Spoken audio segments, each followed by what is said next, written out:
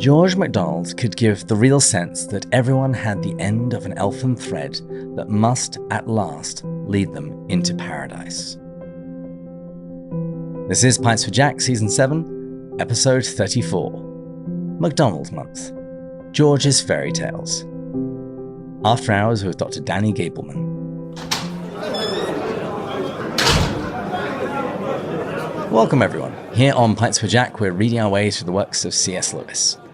But this month, we continue to devote to Lewis's master, George MacDonald. And today we're going to be talking about MacDonald's fantasy, his fairy tales.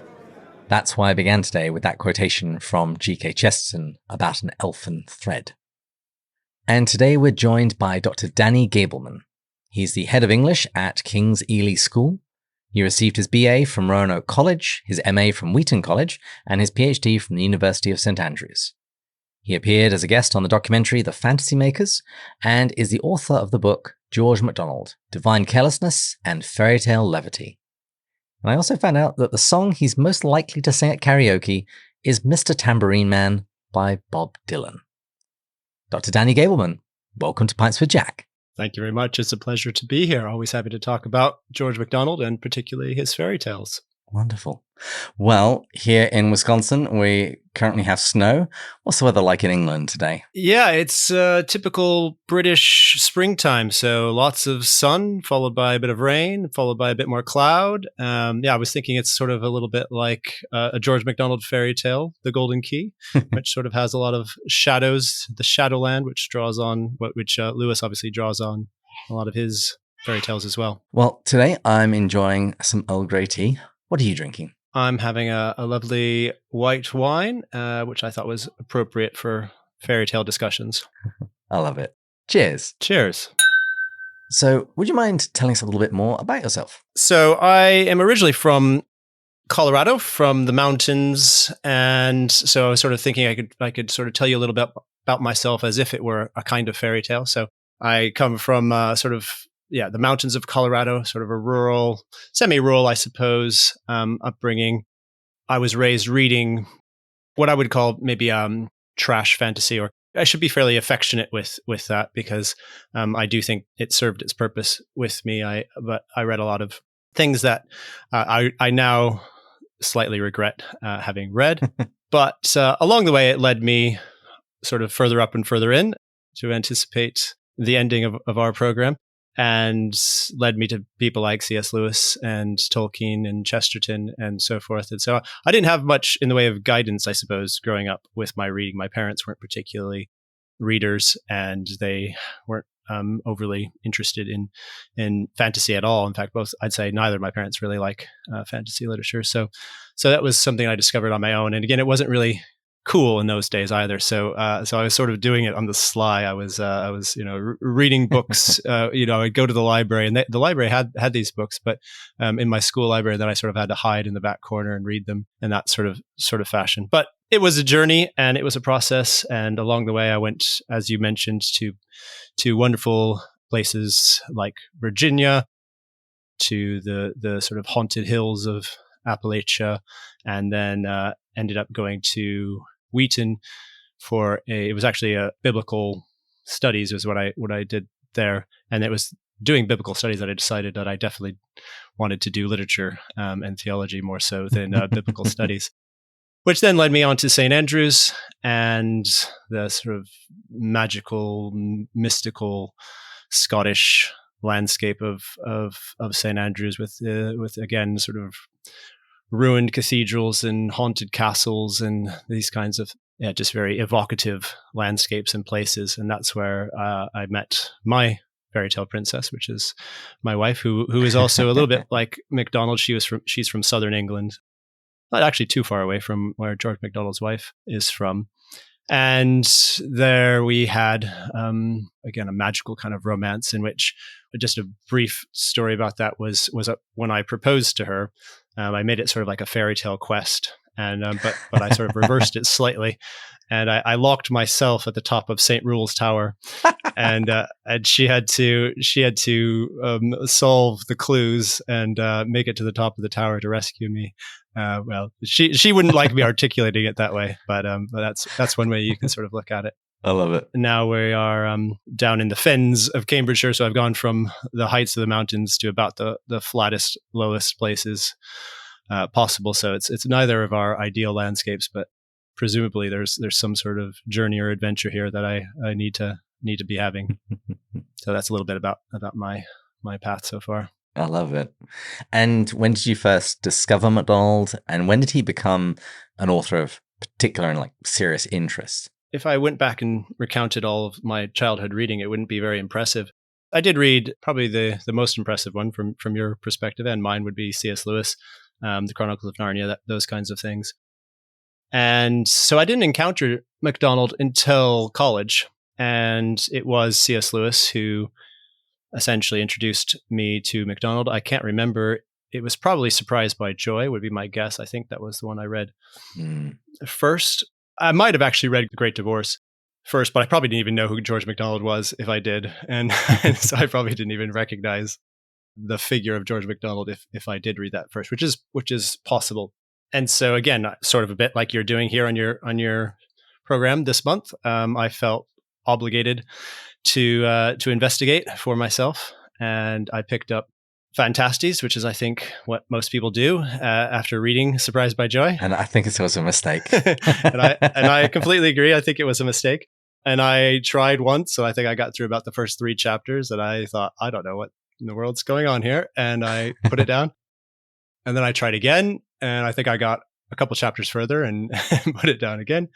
So I failed a couple times.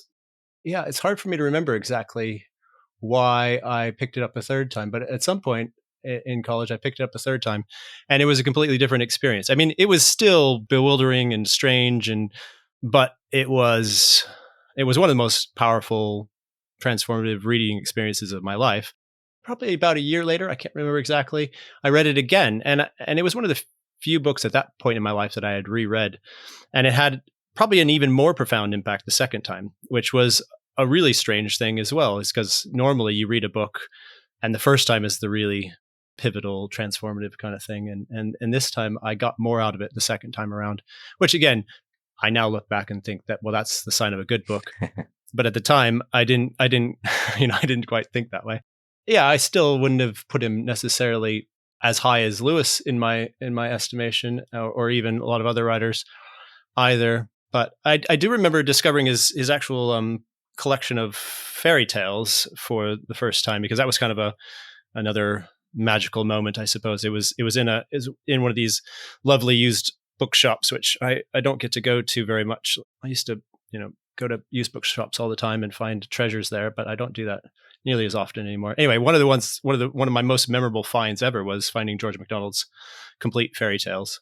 I was with a friend of mine who he was really into Oscar Wilde, and he actually ended up going to St. Andrews with me at the same time and doing a PhD as well. But he found Oscar Wilde's fairy tales, and I found George MacDonald's fairy tales. And again, at the time we were undergraduates, but we both ended up writing PhDs on those books, essentially. So it was kind of a very strange experience.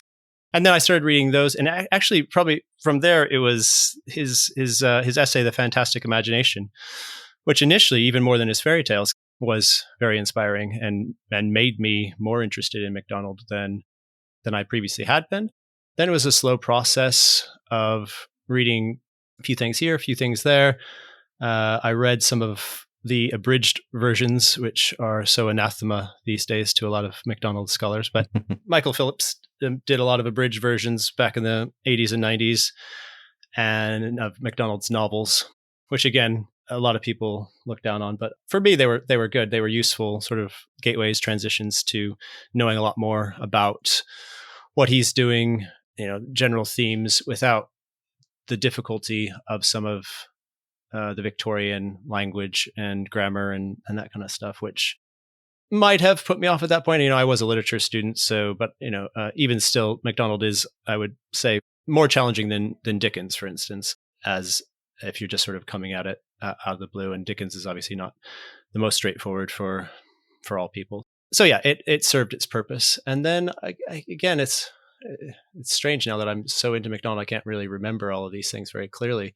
But I, at some point, after doing my MA in biblical studies, obviously I decided I didn't want to pursue biblical studies anymore. And so I wanted to do a PhD in sort of literature and theology, overlap of literature and theology. And I thought about doing something on Lewis. And I think my thinking at the time was, Lewis is too straightforward in a sense, which is not fair to Lewis in one sense. But I guess what I meant by that was, if I was going to spend 3 years of my life studying something, I wanted it to be a sufficient challenge. And MacDonald was a challenge at that point, and still is a challenge. And it's one of the things that I suppose appeals about him. Whereas reading some other authors, you kind of get more of a sense that you kind of get them. It's not that I don't feel like I don't get MacDonald now after a long time studying him, but he never quite feel like, even when I think I get him, it always feels like there's something more and there's something deeper in it. I'm being slightly unfair to Lewis and some of the other figures that I do love. I had the similar thing with doing biblical studies. One of the reasons I wanted to do biblical studies was because I thought, well, they'll teach me Greek and Hebrew. And why do I need to? I wanted to study something hard, because what's the point of studying something if I could just read it on my own? What's the point of doing something on that? There was a little bit of that going on when I chose MacDonald, and I don't quite think I knew what I was getting myself into when I did that. Yeah, so just through that process, I wasn't just going to do my PhD on MacDonald. I was going to do a sort of a larger project looking at counter-Enlightenment kind of figures and tracing it from the German Romantics up to MacDonald. And so he was sort of the end point of what I was intending to do. But inevitably with PhDs, you tend to narrow rather than expand. And so I started huge, and then, my supervisor constantly said, oh, maybe we should look a little bit smaller. And so that I ended up writing a thesis primarily just on MacDonald's fairy tales. Yeah, so that's a short version of the journey to MacDonald. I think it was just, you asked what made me sort of really value him, really care about him, and it was his strangeness. Like he set puzzles for me, and not just sort of arbitrary puzzles, but puzzles that then, when you solve them, were profound and revelatory, and that. It wasn't just, obviously there's all sorts of writers who write a mystery story and, you have to solve it and whatever, and that's fun. And there's certainly that element to it, but it was that you get to the end and there was a significant payoff to sitting with these ideas and to sitting with this, admittedly sometimes very difficult and challenging author, but that the payoff was huge, and bigger than anybody else that I'd ever read when it happened, although it doesn't always happen. But Earlier you mentioned fantastic imagination, and I do find it telling that of the three main authors that I spend my time reading, Lewis, Tolkien, and now MacDonald, all of them have something like that. They have an equivalent of something of a manifesto explaining what it is they believe about writing in the imagination and fantasy and fairy tale. Yeah, absolutely. And there's a sense in which I think both Tolkien and Lewis are drawing on the fantastic imagination. Obviously, Tolkien's on fairy stories is very obvious. Which one are you thinking of primarily with Lewis? Obviously, he's got several different essays. The one that's at the top of my head is on the 3 ways of writing for children. There he's speaking specifically about the sorts of books that we're talking about today. But I mean, the question of the imagination is shot through lots of his essays, how he conceives of it, and its use and purpose, and the way that writers can use it to convey truths and meanings that are not as easy to communicate just in pure didactic, analytical speech. Yeah, no, absolutely. And I think it's fairly clear that both Lewis and Tolkien, not exclusively, but they did both draw upon MacDonald's ideas in the fantastic imagination and elsewhere to help them formulate their positions on fantasy and its role in mythopoeic creation and imagination as a revelatory power that connects us with deeper truths in surprising ways, and that isn't as predictable in a sense, or isn't as boring maybe as some of the other modes of getting meaning across to people. Which is why one of those essays I was thinking of is sometimes fairy tales say best what's to be said. Absolutely. And that essay is a nice example because I think the fairy tale form is vital to both MacDonald and to Lewis. And I think, one of the things I think he says in that essay is something along the lines of he fell in love with the form of the fairy tale, and that it was the fairy tale's emphasis on no digressions, no sort of overly psychology of character that he sort of fell in love with, and that sort of was doing a lot of the work for him. And it was the beauty of the form itself. And I think that's true of MacDonald as well, which is one of the reasons why I think his fairy tales are so brilliant, is because he loved the form of the fairy tale so much. Well, before we speak about the fairy tales that MacDonald himself wrote, do we know which ones he read himself as a child? Not exactly. I mean, we have some hints and we have some guesses, and there are some that are fairly likely, given what he then goes on to do and goes on to write. This is the 200th anniversary of his birth, as your listeners are probably aware. So he was born in 1824, which was a big moment for fairy tales. So both the Grimm brothers had recently published their collection of fairy tales in German back in 1812, I think it was, and then they published the English translation in 1822, so just 2 years before his birth. And that then became a bit of a publishing sensation. So it's highly likely that he had a copy or had access to a copy of Grimm's fairy tales. He gives copies of Grimm's fairy tales to various people throughout his life. So it clearly meant, and to children in particular, he gave it to his half-sister Bella when she was dying. It seemed to have a fairly powerful significance to him. Obviously, he borrows the title of the Golden Key from the Grimm brothers, and there's quite a few influences there. The Charles Perrault's fairy tales also made it to England. I mean, they were in England before this, but they were sort of pushed to children more at the beginning of the 19th century. So I think it was like 1802 or 1803. There was a more of a children's edition of Perrault's fairy tales, although they would have been, as I said, particularly in Scottish circles, because the Scottish had a connection with French aristocracies in the upper class Scottish circles. They would have been very well known, potentially even better known in Scotland than in England, although I'm not certain about that. That's just speculation. And then, of course, he would have had the Scottish fairy tales and folk tales as well, which wouldn't have been collected. Those were, this is sort of the beginning of the 19th century was this period when people like the Grimm brothers started in many ways, this period of wanting to collect the stories of the people. That's, folk tale means the people's tales. And so that's what they were doing. That's what the Grimm brothers were doing with the German stories. And then this becomes a phenomena which other figures around Europe start doing it within their cultures. So the Scottish ones wouldn't have been collected at that time, but we have all these hints from MacDonald. Sort of writes semi-autobiographical accounts of his childhood, particularly Ronald Bannerman's boyhood. And he usually has these old wife figures who often are at a spinning wheel or something like this. It is the sort of stereotype of a woman at a spinning wheel telling stories to her children. It's probable that he would have experienced that kind of thing, and fireside tales, sitting by the fire in winter. So obviously it's dark and cold in Scotland, and particularly in Aberdeenshire in the winter.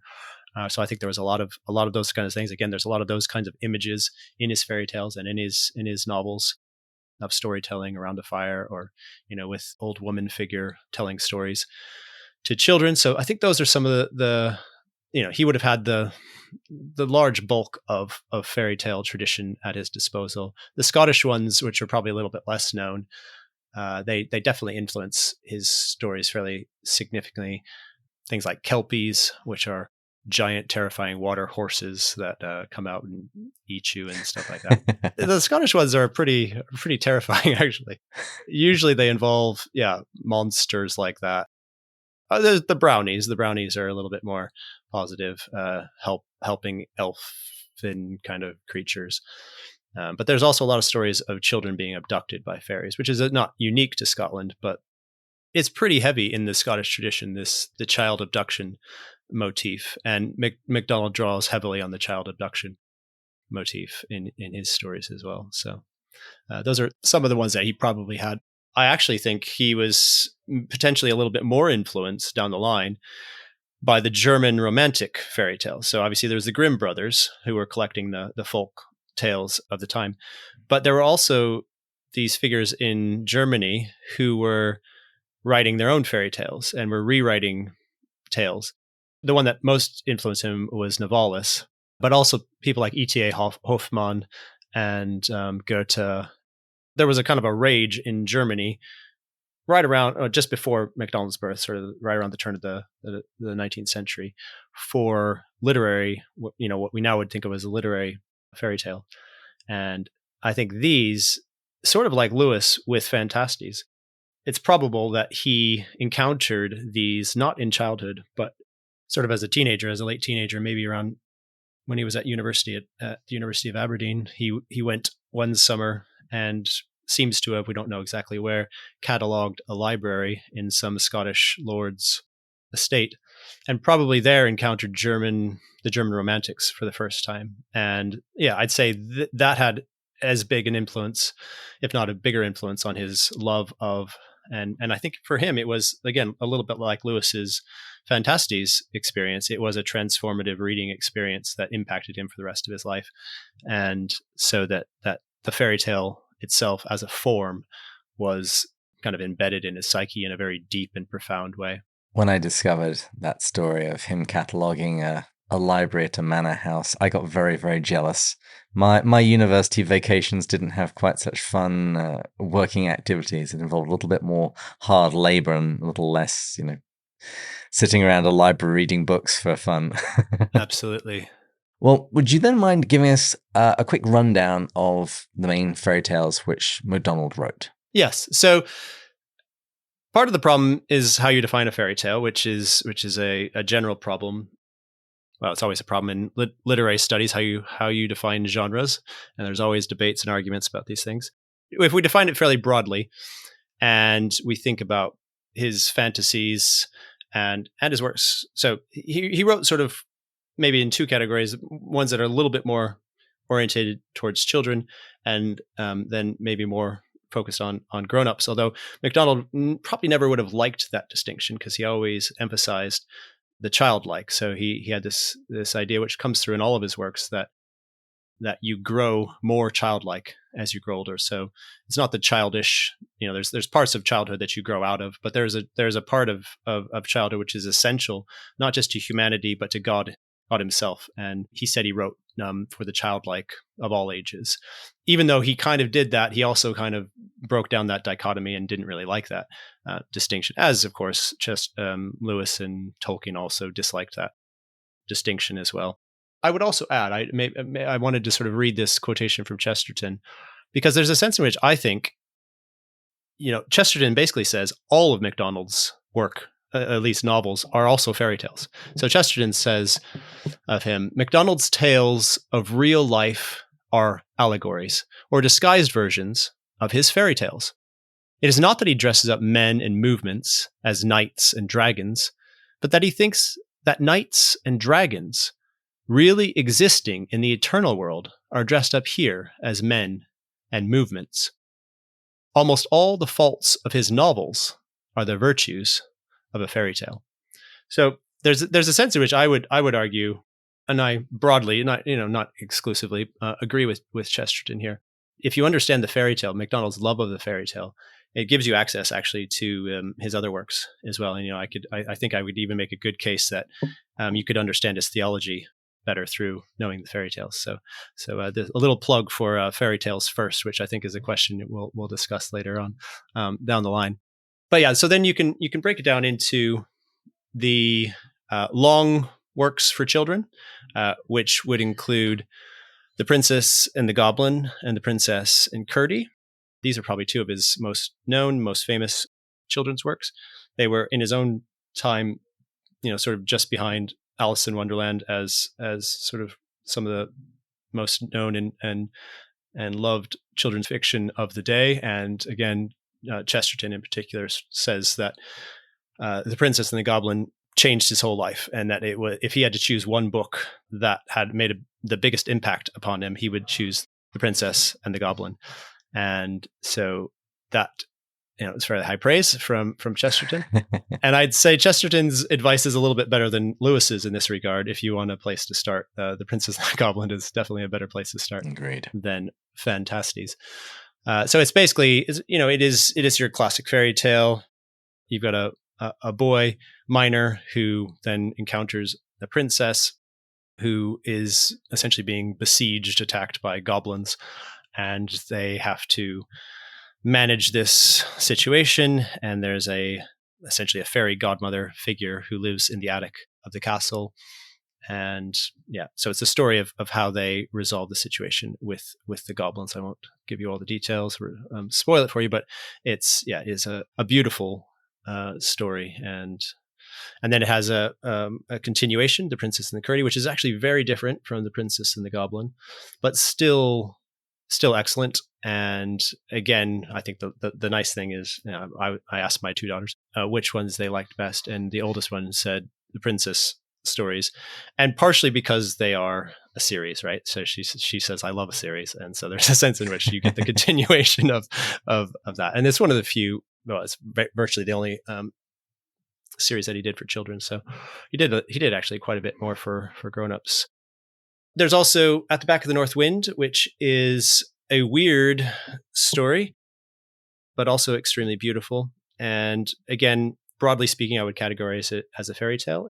I'd say it's more influenced by the German romantics, but like Hoffmann, this idea of kind of reality being interpenetrated by some magical, mystical reality as well. So there's a young boy whose father is a cab driver, not a car, but a horse, and he's ill.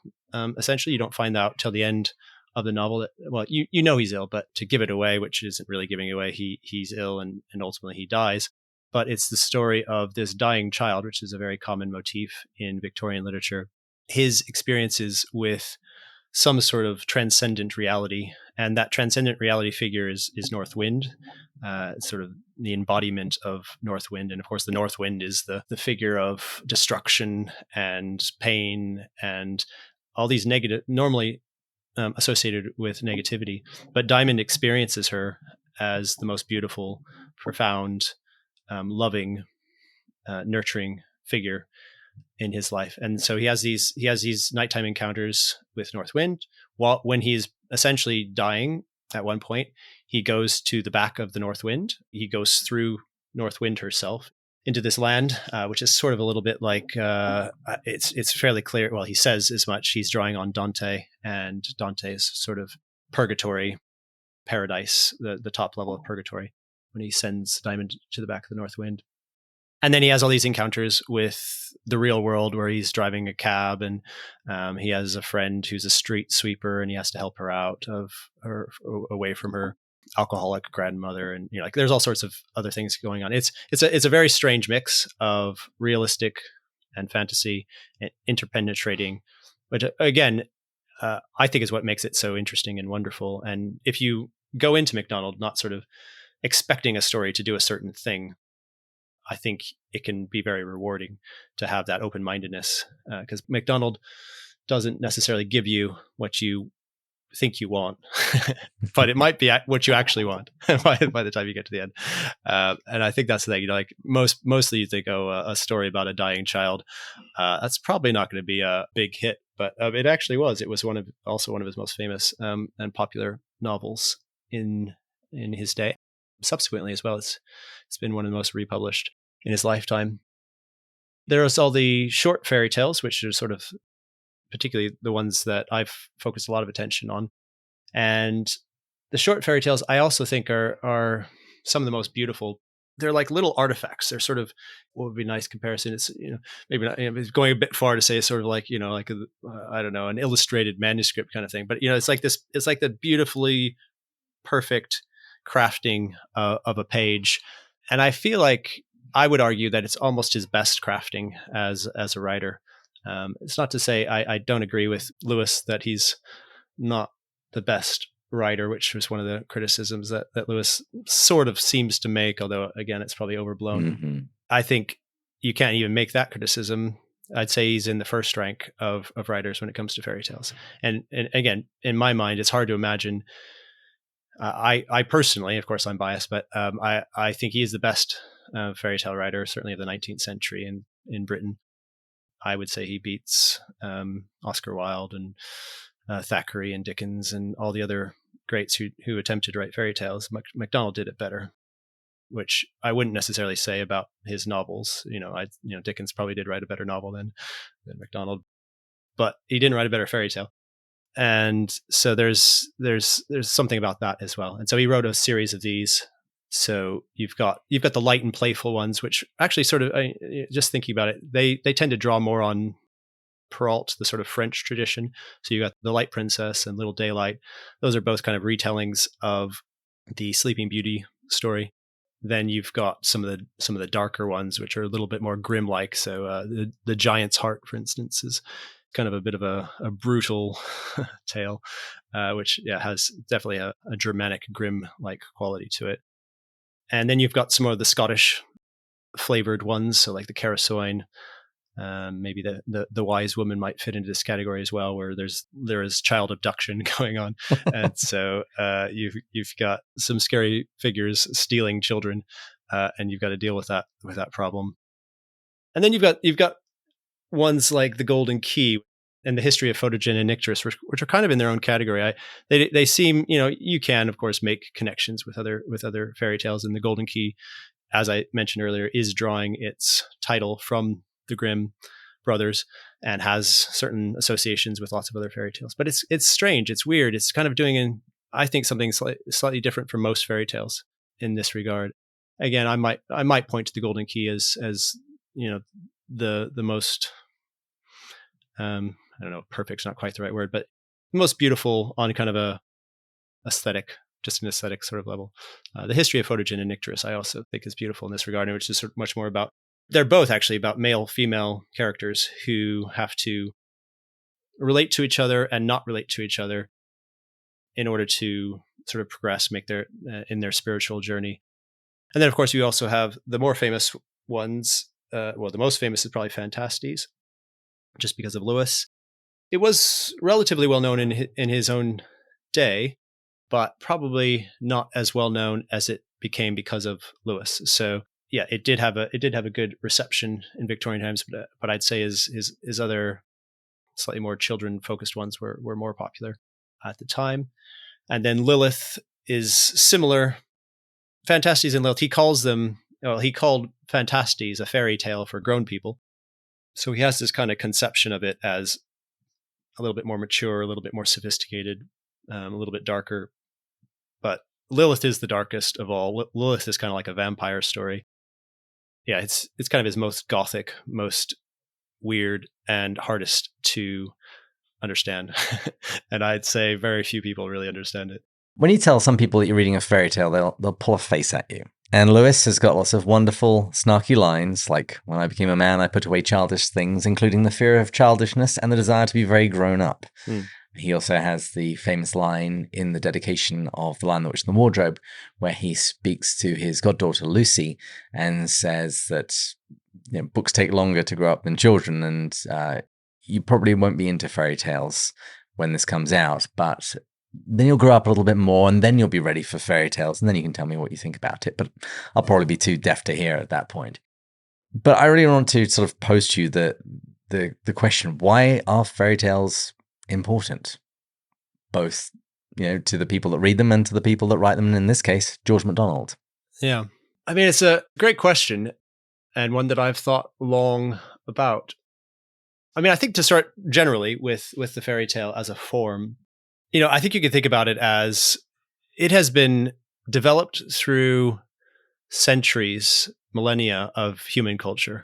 It's kind of this form that has rooted itself deepest in the human psyche on some level. Obviously, Tolkien sort of says that even the gospel itself essentially has the form of a fairy tale. And so there's something, you could look at it on a psychological level. Through the process of time, stories have been told around the fire for hundreds and thousands of years. And the stories that endure are the ones that have had the biggest impact on people. And so there's a sense in which fairy tales are the tried and tested stories that have risen to the surface and that have had the biggest impact. So there's a kind of a, I guess that's almost an empirical sort of case for fairy tales. It's like they've had the longest run at it, and they have generally succeeded better than the competition. But then that still leaves the question of why have they succeeded better than other stories? And I think it's, again, I think they touch human hopes, human desires, human longings on their deepest possible levels. And they represent those in ways in which we as individuals can usually read ourselves into the story. And that's intentional, I think. As we talked about earlier, Lewis's point that fairy tales don't like psychology, that's part of it. You want to be able to read yourself into the story on some level, on a symbolic level. And again, not in a crude kind of fashion, and not necessarily with every single character and et cetera, but it enables this way of engaging with life, which is not as scary. It's still scary, but it's not as scary as maybe the other things that you're wrestling with. You're wrestling with, death or longing or loss or whatever it is. And the fairy tale kind of gives you a means of doing that almost at a remove from the thing itself, right? It can be, again, as is that Lewis or Tolkien, I can't remember, who sort of talk about, what is it, preparations for the gospel kind of thing. Not as preparations for the gospel, but almost, well, as preparations for the gospel, but also as preparations for the experiences of life. Like there's a sense in which a fairy tale can forearm you for these terrifying experiences. And what do you do in those situations? It's almost like you've run the thoughts through your head by being in these stories, which take you through those moments, and particularly those big transitional moments, of growing up, transitioning from child to adult, death, the death of others, but also your own death. What is that like? What does that mean? Because it's dealing with these huge things, it's always powerful, with love, with romance, with finding the person who you're going to spend your life with. All of these things, which are the main things we're interested in, the fairy tale deals with, and it gives us access to that in a format which allows us to live in it and to play in it and to kind of do it in a lighthearted, fun manner. So I think that's part of what it is. For MacDonald, I think that sort of applies to MacDonald as well. Story was vital for him, and beauty was vital for him. He had a sort of a crisis of faith when he was a teenager.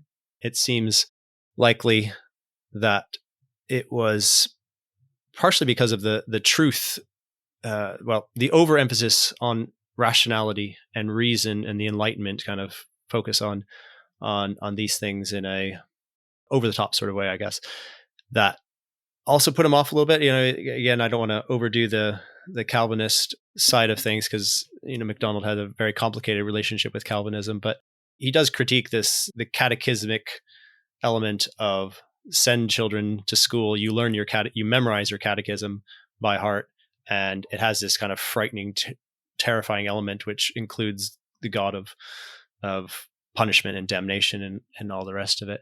And he deeply desired that God would be beautiful, not just true, which makes some people uneasy. But he has some statements about how it was when he was able to reconcile the beauty of nature and the beauty of God that he essentially accepted and made faith his own. And I think fairy tales helped him with that. And there is that emphasis on beauty. And so some of the things that fairy tales help us with is accessing transcendentals, like beauty, goodness, and truth. And I think for MacDonald, they go in that order, particularly in the fairy tale. I'm pushing this a bit. He would never probably put it quite like that, but he certainly reprioritizes the place of the transcendentals and the order of the transcendentals, because I think too often truth is overemphasized. Truth is placed at the top. Everything else, has to come after truth. Whatever else happens, we have to have truth first. And MacDonald, again, he wouldn't say that there is a dichotomy within the transcendentals, but he emphasizes and he leads with beauty, is what I would say. And that's what fairy tales do too. They entice you in, they draw you in, they lure you in. They don't sort of bash you in and tell you this has to be true, and therefore you just have to accept it because it's just true. And it makes you want to be there, not says, well, you have to be here because this is this is what it is. So I think that's first and foremost. And he's very open. He doesn't force readers, and he doesn't, again, his morals are, they're very hard to find in a sense. I mean, in one sense, there's not, like Tolkien didn't like them because he said they were allegories. And this is later in life, actually. I think Tolkien loved them when he was growing up, but Tolkien got a bit grumpy in his old age, didn't he? But anyway, MacDonald didn't think of them as allegories, and obviously all of the Tolkien and Lewis, and they always seem to not like their stories to be called allegories, and then they call other people's stories allegories.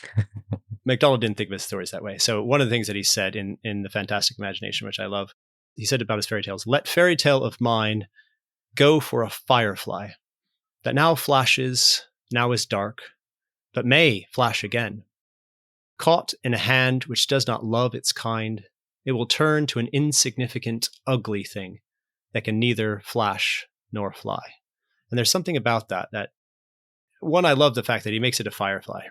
He doesn't sort of say it's this grandiose kind of thing. It's just a firefly. It's a little bit, I guess, like the leaf by Niggle kind of thing, which that idea, it's just a little thing. He's not trying to claim it's the Divine Comedy or something, but it has that beauty. And then the first thing, the thing it has is it can fly and it can flash. And it has both of those sort of elements of lightness and beauty, and the magic of the firefly just sort of lighting up the darkness is that sort of image. But also this image that you have to love it. Again, I love this aspect of MacDonald, that interpretation and understanding comes when you love something, not through your intellect, not through this rational sort of, I grip it, I tear it apart, and now I own it. But you have to love it. And that's what the fairy tales are also brilliant at. I think when you love the fairy tale as a form, and when you love, and he did, they flash and they fly and they give you back that beauty, and more than that as well.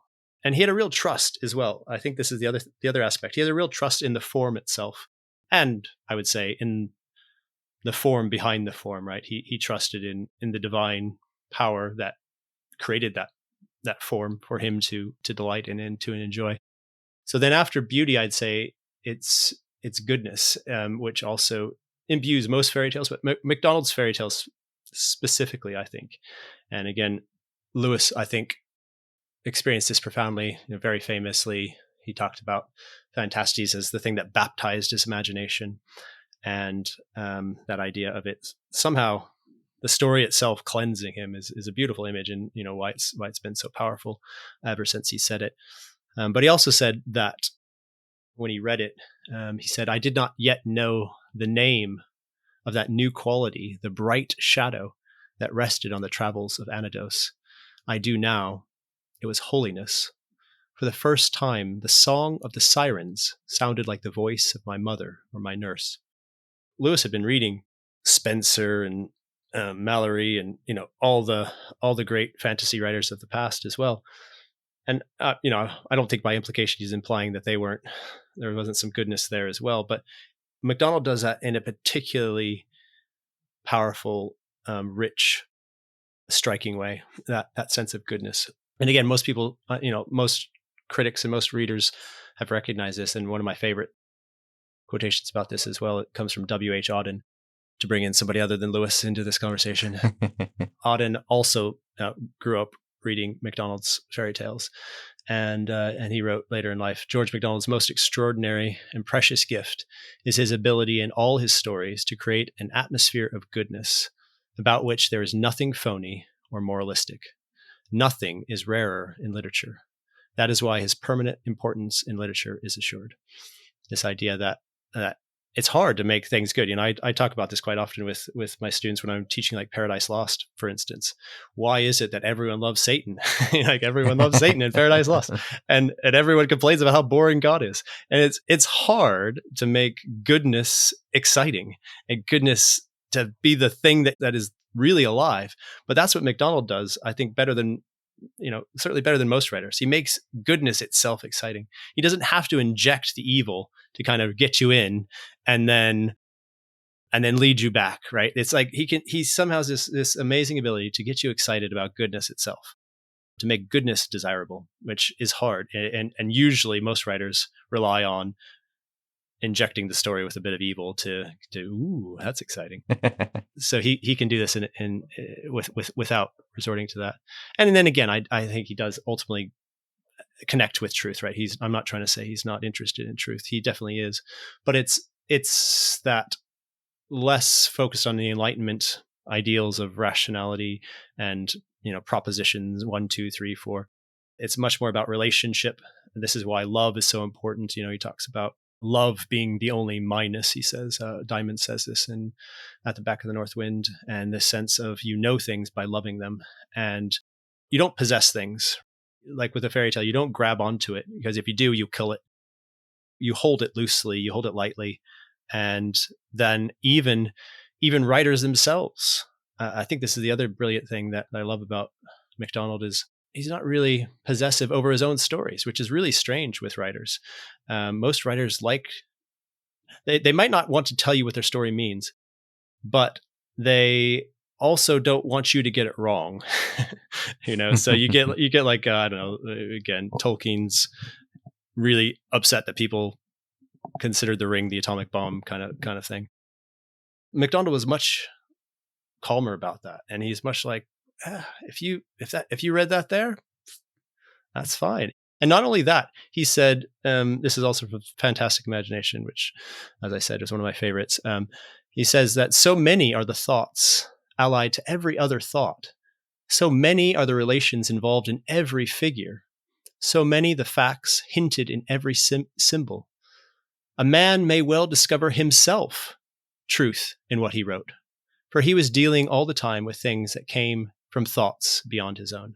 So it's almost like he's saying, well, I can read my stories and get something out of them, because the thoughts are not his thoughts, and he's not possessive over his own stories. He very much encourages readers. And again, it's hard for me to think of a writer who does this more thoroughly and wholeheartedly and enthusiastically than MacDonald does, to basically say, read it yourself. And I'm fine with that. And not only am I fine with that, but that's the only way to do it. You've got to find the meaning for yourself, which is empowering, also scary. Most readers don't like that. Most readers, most of my students, no matter what I'm teaching them, want me to tell them what it means. And MacDonald kind of refuses to do that. And again, a lot of writers do, but they kind of also get irritated if you get it wrong. So yeah. They're important also, I think, for their massive impact on fantasy writing going forward into the future. So obviously we've already mentioned Tolkien and Lewis, Chesterton, Auden, Madeleine L'Engle, Neil Gaiman. You're like, pretty much you go through the entire 20th century and the 19th century as well. So Alice in Wonderland probably wouldn't exist without George MacDonald. And, he was friends with all the great writers of the time period, Charles Kingsley and et cetera. So there's a huge influence, which is, I think, has been subterranean. It's been under the radar for a long time. My hope is that it's resurfacing, and there are some signs that I think it is. But yeah, his fairy tales are important. If nothing else, I think it's highly significant that he has the biggest influence on writers. Yeah, maybe he hasn't been as successful with readers as some of these other figures, but he's probably been more successful on writers than almost anyone else. And that says a lot to me, that the people who care about the craft go to MacDonald, and which also suggests that maybe the reader should follow as well. So yeah, those are some of the reasons. I would also, maybe as a final note, say I think you understand MacDonald's fairy tales and you understand MacDonald vastly more. So it's an excellent place if you want to understand MacDonald to start. Well, that's actually a good place to end by saying if understanding his fairy tales is the place to begin. I asked this question to most of my guests in this George MacDonald month, but where would you suggest people begin, particularly regarding his fairy tales? Yeah. Again, as I just said, with MacDonald in general, you should begin with fairy tales. So if you want to begin with MacDonald, I would say you should begin with fairy tales. But having said that, I would say maybe you could almost go in reverse order and say what not to begin with, which would be not to begin with Lilith. That would be my last choice. Nope. That was my second book. Phantastes would probably be the next one I would say don't begin with. That was my first one. This is why we're having this MacDonald month, so that listeners don't make all the same mistakes I did. Yeah. I probably would also say not at the back of the North Wind. I mean, it depends on the individual. That one could be a possibility for some people, but it's strange and it's weird, and it would take a particular sort of person to probably just love that right off the bat. Therefore, again, I would probably lean towards something like the Princess stories. So the Princess and the Goblin is probably the easiest one to access. It is a fairly straightforward traditional narrative with nice characters, characterization, imagery. It's not particularly challenging to get into. If you just want a short entrance, then I would probably go with something like The Light Princess or The Golden Key. Were probably the next two I'd recommend. The Light Princess is the most playful of his stories, so it has humor and it has a bit of banter, and it kind of has that easier entry in on one level because it's not being quite as weighty. Whereas the Golden Key, as I sort of already said, is beautiful. It does have a few more challenging things going on, but it's not particularly long and not particularly hard. So. And Word on Fire Press, they recently came out with a collection of some of George's fairy tales. Beautifully set, wonderful images. I'll make sure there's a link in the show notes. Dr. Danny Gableman, thank you for coming on the show. Thank you very much. Yes, pleasure to be here, and hope it has encouraged some people to read some MacDonald fairy tales. Can you tell us where people can go to find out more about you and your work? Yes, well, I'm not really a social media person, so probably the easiest thing is just to get my book if you're that interested. But yeah, so George MacDonald, Divine Carelessness and Fairy Tale Levity. I'm not sure when this is coming out, but we'll have another book coming out called Unsaying the Commonplace, George MacDonald and the Critique of Victorian Conventionality, which I've edited, which is a collection of essays on MacDonald. Those are probably two of the good ways. I'm also the academic representative of the George MacDonald Society, and there's lots of conferences coming up, which you can go to georgemacdonald.com, and you can see all those things there. Wonderful. Thank you. Well, I hear the call for final drinks, so thanks to our sound engineers, Taylor and Sarah, our intern, Julia, to all of our listeners and patron supporters, particularly our top-tier supporters, Mary Margaret, Aldo, Alex, James, Matt, Erica, Joelle, Amanda, Thomas, Bud1, Bud2, Shane K, Paul, Gary, Stephen, Kelly, Chris, John, James, Kate, Peter, David, Angela, and Rowdy. We pray for you all every single time we release an episode, and with particular reference to our prayer request channel on our Slack. If you've enjoyed this episode, please share it on social media, and maybe read a fairy tale tonight before bed. And if you have a bad behaved child, you could make it one of the more cautionary tales. And please join us next time when we'll continue going further up. And could I just say before I finish that off that this sign-off is a bit of a rip-off from George MacDonald. You may indeed.